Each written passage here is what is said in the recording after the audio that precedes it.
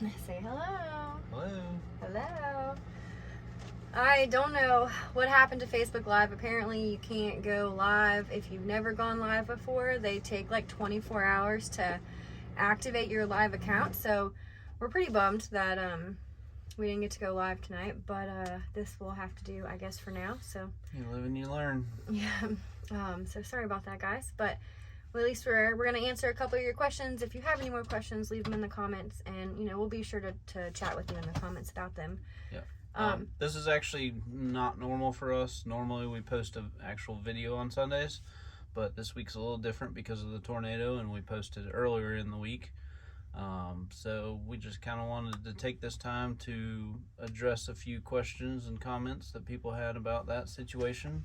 And honestly say thank you, because we got a whole slew of people who have come to us and said that you feel for us, and it was just nice to feel. We really felt the community in all of that. So we really appreciate all of you who came to us and contacted us about it.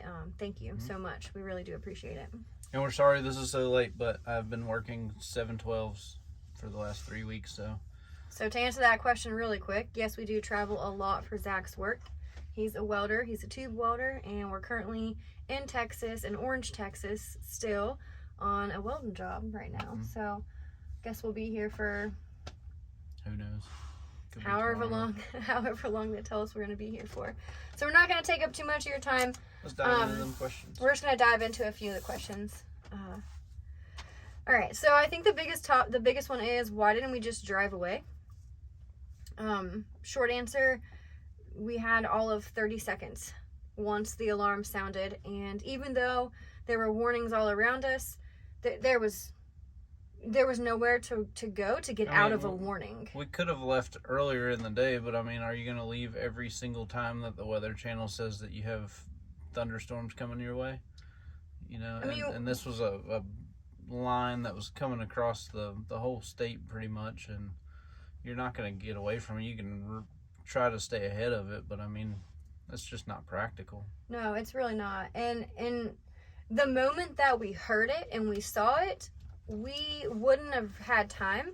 And not to mention, the road that we have to take to get out of the campground that we're currently staying in was actually severely affected. Less than a quarter of a mile away, entire buildings are flattened right now. Yeah, and you run the risk of being caught on the road in the tornado, and not knowing where you are and what direction, And not to mention, the same road on I-10 just up the road where we would have had to hop on to run away from, Mack trucks were overturned.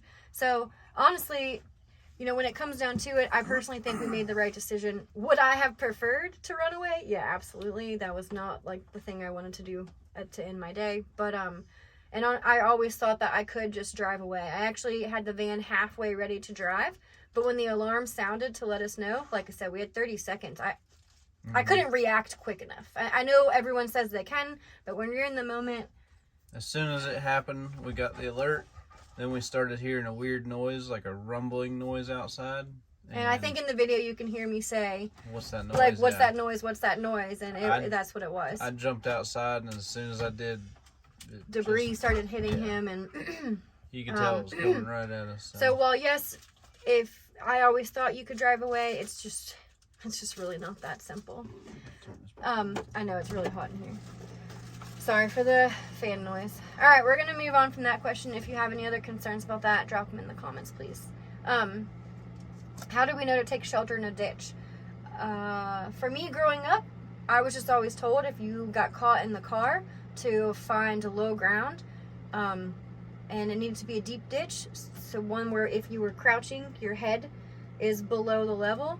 Always have blankets to be prepared to cover yourself with, which I did. I didn't realize the ditch was going to be full of water at the time, because it typically isn't full of water. The idea with a ditch too is that it is lower than the ground level, so any debris that's flying from the tornado is going to pass over top of you. And essentially, something new that I've learned, I've put together a severe weather preparedness thing, and I've been doing a lot of research. Something I've learned is a tornado is not like a straw. It doesn't just suck you up through the center. It actually, the the reason why it sucks debris up and blows it outward is the vortex and the wind and all the different pressure levels that's within it actually pulls things up from the sides. So if you're below ground level, pushes it first and then picks it up. So if you're below ground level, you have a high chance of surviving even an F4 tornado.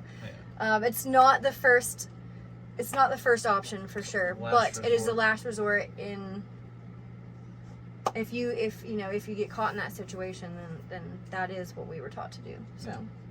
That's why we ultimately decided that the ditch was the place for us to go. And we knew we didn't want to be in the van because being toppled and turned in this van would have been not to mention, and then we would have been trapped or possibly trapped. Well, not to mention the sides. If you think about a mobile home versus, or even a van or a car versus a house, though the walls are very thin, so any sharp objects that are flying within this tornado, anything on the outskirts that can fling into you, it can penetrate easily through these walls. So it's, do you want to be caught in here where debris can penetrate you and you can be tossed and turned, or do you want to be caught below ground level where you're not going to get hit by that debris because what it's doing is it's throwing it up and away versus sucking it in and tossing it out. So if you'd like to know more about too, we actually wrote a blog all about severe weather preparedness and different facts and things that you might know about tornadoes. It's on our website. It's on our website. I'll put the link in the description for you. But if you have any other questions about that topic, drop those in the comments as well. So the next one is, what's the difference between the weather app and the radio that we were using that we got our alerts on? So the weather app is great. I mean, any app really is good. But the radio that we had is actually a handheld ham radio. And we tuned it into the frequency where the NOAA weather alerts were coming through. And that's how we got our alerts. And I like it better because it is, essentially, as soon as the alert comes through, you're hearing it as it comes through. Yeah. Essentially, we heard on the radio, which in the video you can see, we heard on the radio that there was a tornado spotted in Bridge City, which is less than 5 minutes away from us. I mean, guys, it's on the other side of the tree line, which is where the tornado came from. We heard that on the NOAA radio, and the alert on our phone didn't give us enough warning. Basically, the NOAA radio really, really saved us. That's how we knew that something was coming. Yeah. And on top of that, the ham radio requires a license to use, but it can also be used as a two-way radio, which in the video we gave one of our neighbors one of the radios, and that way if anything had, catastrophic had happened and we got separated or something like that, we still would have been able to communicate and at least... Yeah, because cell service went down instantly right after the tornado, so we didn't have any service or anything. Yeah. So if I talk anymore, I'll probably be answering more questions. That's another benefit of the ham radio, though. So. All right, moving on. So next question, a big one was, and I don't want to dive too deep into this, but I will answer it. Why were you filming? Why did Zach have the camera? For one, Zach loves severe weather. He's thrives off of the severe weather. I'm petrified. Thunderstorms, lightning. A normal thunderstorm scares the crap out of me, guys. So that is, for one, Zach thought it would be fun to videotape the lightning and stuff happening and my reaction to everything. And for two, he was holding the camera in his hand, and I'll kind of let you go from there because you didn't even realize you had it in your hand at the time. It was a GoPro on a stick, and I don't know, I just started filming, and whenever I jumped out and realized that the tornado was coming, honestly, I forgot I even had the camera in my hand. It became just I don't know, reflex almost, just holding it up. By the end of it, it was definitely not the priority. When we got out of the ditch, I kind of looked at him and I was like, "You made me get dirty," and I was like, "Man, I'm like, does he still have the camera in his hand?" Yeah. It was, it was just, it all happened so fast. So, yeah. That's a big reason why we had the camera, though. And after we were in the ditch, too, I realized, oh, crap, do I have my phone on me? He asked me in the video, you can't hear it because the wind is howling so much, but he was like, do you have your phone on you? And I was like, I don't know. So that was kind of crazy. It started off filming, just a thunderstorm and whatnot, and me being petrified of everything. And we've done it before. We've filmed that kind of stuff and never really ran into a huge issue. So we just didn't expect that to all happen, and he just so happened to have the camera in his hand at the time. I'm glad we did, though. Yeah, I mean, I just feel like in that situation, the biggest thing is, because we did catch it on film, I would love to kind of spread the awareness of what to do when you're in that situation. Do not stay in your vehicle. I don't care. Contrary to popular belief, it is not safe. If you can get somewhere lower, it is not safe to be in a van or in a vehicle of any type. And, severe weather, specialists are going to tell you all the same thing. So, it's just... it's a learning experience for us, and I hope that it's a learning experience for everyone else as well. Oh, another question that we keep getting is what were the other campers doing? So we didn't know, obviously, until afterwards what everyone else was doing. But our neighbor, who we're actually gonna go have dinner with tonight, he said, he's a co-worker of mine, a fellow welder, and he had the same plan that we did.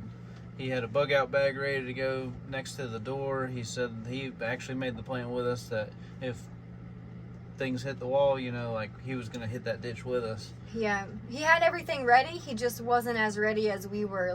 Zach had stepped outside to double check the situation, I guess. And it happened so fast that by the time he knew what happened, it was too late. Yeah. Luckily, it hit just far enough away to not really do any damage to this side of the campground. That side of the campground is where the campers have been knocked off of their blocks and everything. Luckily, that was the most damage that happened to this side. Yeah. The camper behind us, the guy who lives behind us, he lives here full time, and I do vaguely remember him in the video. I was watching all the footage, him saying that he opened the door to run. I don't know where he was going to run to. Probably the bathhouse or the ditch. I have no idea. The bathhouse isn't very stable here, so I don't know that I would trust it any more than my camper. It's but a trailer. It's probably a little better than a RV. So. Well, it's got covering on the bottom, so the wind can't get underneath of it at least. But he said by the time he had opened the door and he saw all the debris and everything flying at him, it was too late. So he closed the door and he hunkered down with the dog. So, we're not the only ones who stayed. Everyone pretty much stayed. Oh yeah, everyone was here. But I think we were just the most alert, probably because we live in the tiniest space. And we're also on the end of the row, which is closest to the field, so we have a full-on view. We've got the view of what was going on. And the tornado came right over the tree line. And the branches and the trees being snapped off at the tops. And there was a lot that you could see in person that you can't actually see in the video. All right. And that kind of flows into this question. What kind of damage was done during that particular tornado? So there are lots of tornadoes. They all started from, I think, even before Houston and all the way through here. I don't know, they were long-running tornadoes. Our particular one that hit this area was 14 miles long. It was ranked a very strong and dangerous F2 tornado. So it was a correction from my Instagram post. Initially, they were calling it an F3. Yeah. Strong F2. But it did completely, less than a quarter of a mile away, buildings are all flattened. Yeah. I wish I could go and get the footage, but I'm trying to, I feel like I should give people space, and I'm not trying to be on top of people when they're fixing their houses up. So when it came through, though, it hit the edge of this field and kept going right by us, and I think 2 people were injured. 2. One was in a mobile home, actually, that was tossed over, and she was an elderly woman. I'm not sure who the other one was. And the other thing that made this tornado particularly dangerous, it was what they referred to as a rain-wrapped tornado, which means that you can't see you can't see it. It makes it hard to see. Yeah. Some of them you can see, some of them this you one can't. You couldn't see. It was so rain-wrapped that it actually made it look bigger than it really was in person. Yeah. Here on the campground property, the only damage was just campers being knocked off its blocks, but less, I can throw a softball and hit the owner who is sitting just across the way, and They got some siding ripped off of their barn, and their son, actually, his truck was totaled, and his house knocked off of its foundation, and carport was gone. We actually think we found that in the video on the other street. And the other thing too was like Mack trucks were overturned on the road, on the interstate. Restaurants were destroyed. It did lots of damage. There's a hotel that the windows were knocked out of, and the elevator on the side of the building was actually leaned out and like partially collapsed. Imagine being in that elevator. Yeah. But there's the damage was very extensive. I don't we don't know the full extent of like cost-wise what the damage was yet, but it was a big tornado. It was big enough to do a lot of damage and impact a lot of people in the area. So our hearts go out to the community here. This is their everyday, so we hope that they can restore things back to normal for themselves. Mm-hmm. Maybe we can help in some kind of way too. Yep. How deep was the water in the ditch? So initially, the water in the ditch, there is no water in the ditch regularly. But when it rains and stuff like that, it was raining so heavy that at the time on my knees, it was up to my chest. So that kind of tells you on my knees, kind of like crouched down. It was up to here. So, yep. And the ditch was even higher than that. Yeah, on our knees, the ditch was over my head high, and then the water was probably up to here. So, but that wasn't the main concern for us. No, I didn't even think about that. Be in that ditch like so many people are like, "Where are your shoes?" I'm like, "Are you kidding me? You want me to put my shoes on before I'm running for my life?" No, I didn't think about shoes. I didn't think about snakes or spiders, or I didn't even care about any of that. I was just like, "I'm going for the ditch." And just so you know, too, the ditch was 15 feet away, approximately, and the bathhouse, which is behind us, was about 200 feet away or more. And also not a permanent foundation. It is a trailer that's got thinner walls than our van does. Yeah. So I definitely felt safe in the ditch. How long have we been in Texas? And had we... Oh, we already answered that one. Have we seen how full the ditch was with water before? Yeah. But we've actually been in Texas since the 1st of January. Yep. This is our first time in southern Texas, though. The only other time we've been in Texas was in the northern part of Texas, in the Panhandle. But... how long did it last? We actually went back to the video footage because it was all one sequence clip. We didn't have time to cut it and cut it and cut it. Yeah. But we found out from the time we got the warning to the time we got out was 2 minutes. And after we got the warning, we had 30 seconds to get to the ditch. Yep. So that kind of answers that question for you. Short and sweet. So the whole thing was 2 minutes. So that means we were in the ditch for about 1.5 minutes. From the warning to the getting out of the ditch. Yeah. Oh, that one. No, that's not that one. I wrote them on 2 different pages. Sorry.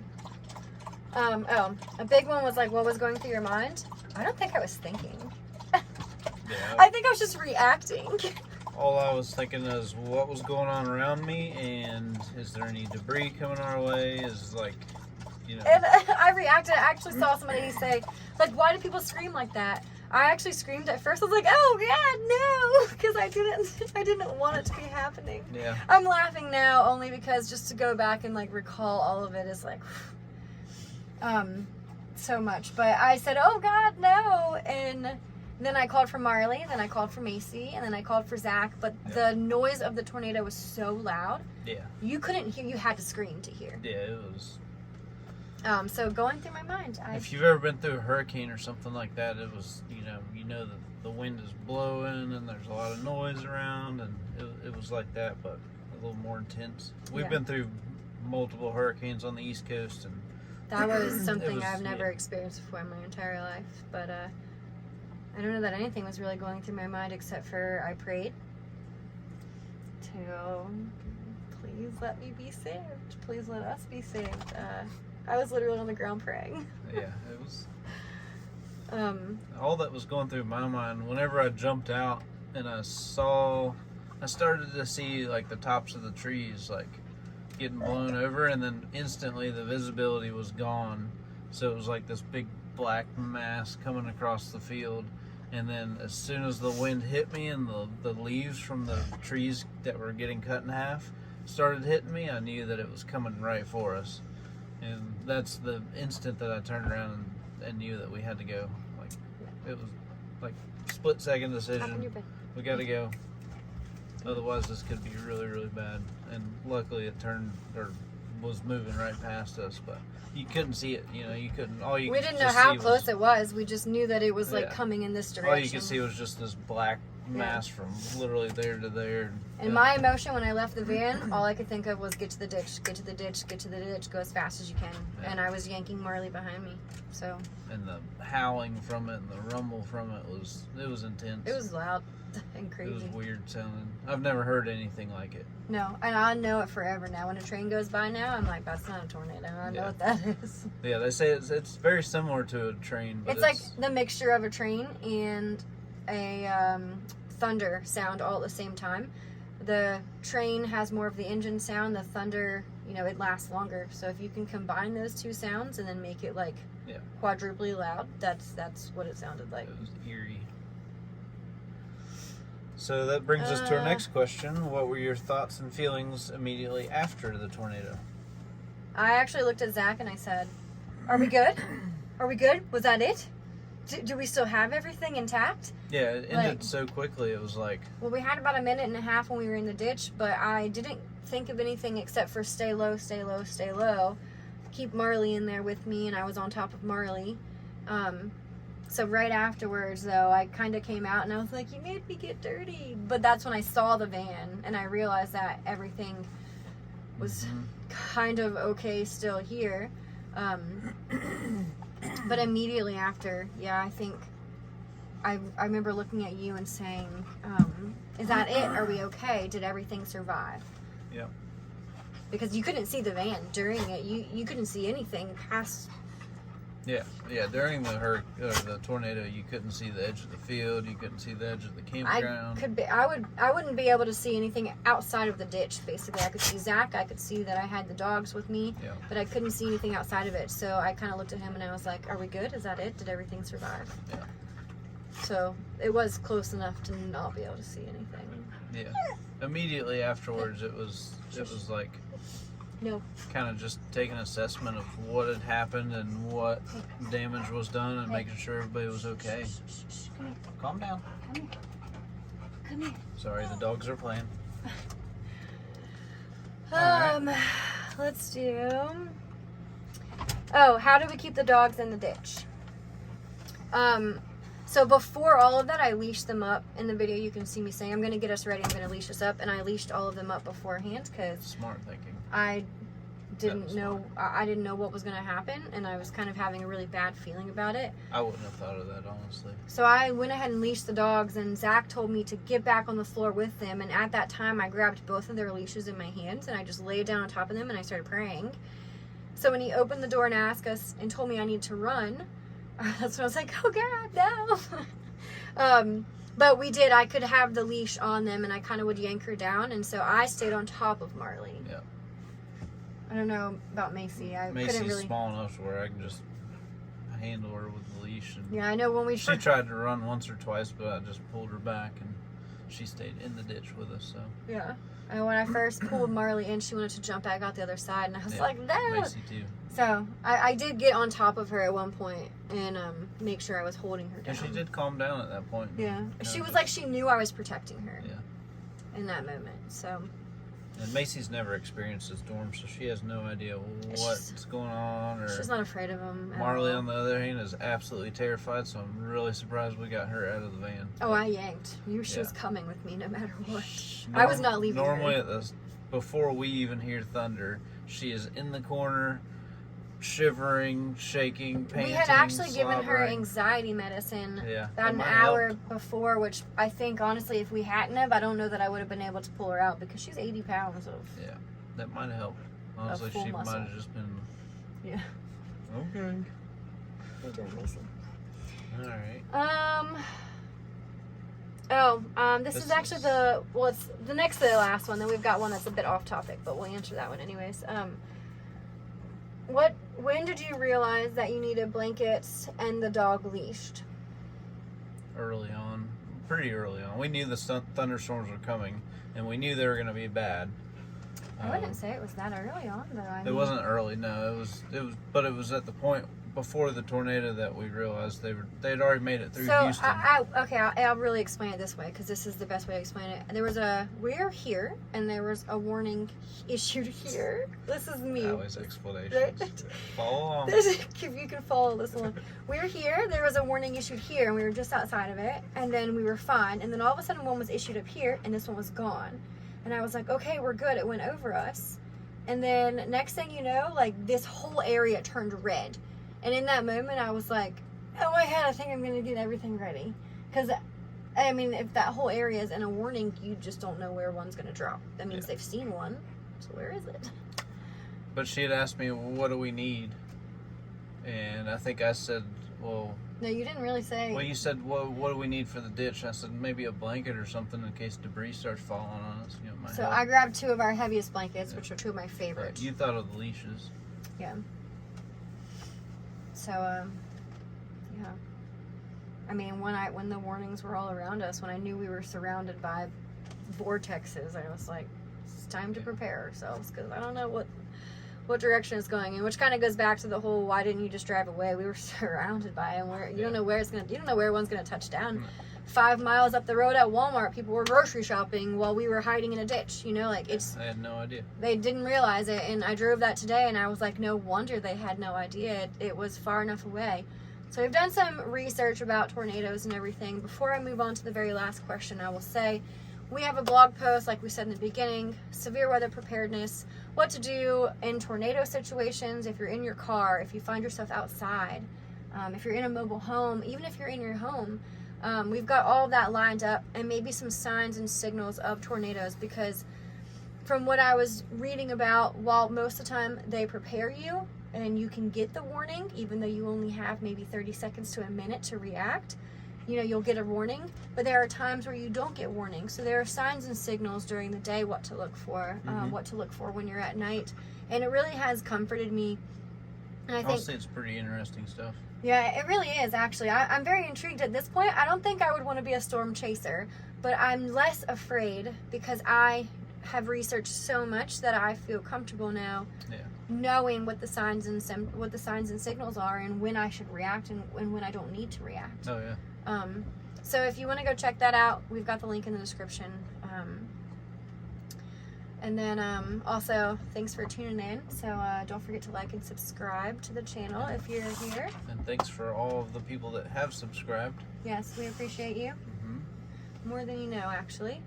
And after tonight, we'll get back to our regular, normal weekly post. Thank goodness. Yeah. I feel like it's been a hectic week. It's been a whole week of all of this, but I just kind of wanted to come on our channel. You know, we've been on different news channels and stuff, but I just needed to talk to y'all and just kind of let y'all know. That's why I wish we could have gone live. So I'm bummed, but we've never done that before, so we weren't now sure we know, how it worked. And now we're gonna be ready for the next live. But we really do appreciate y'all, and a huge thanks to everyone who's reached out, and we feel you. We thank you so much from the bottoms of our heart.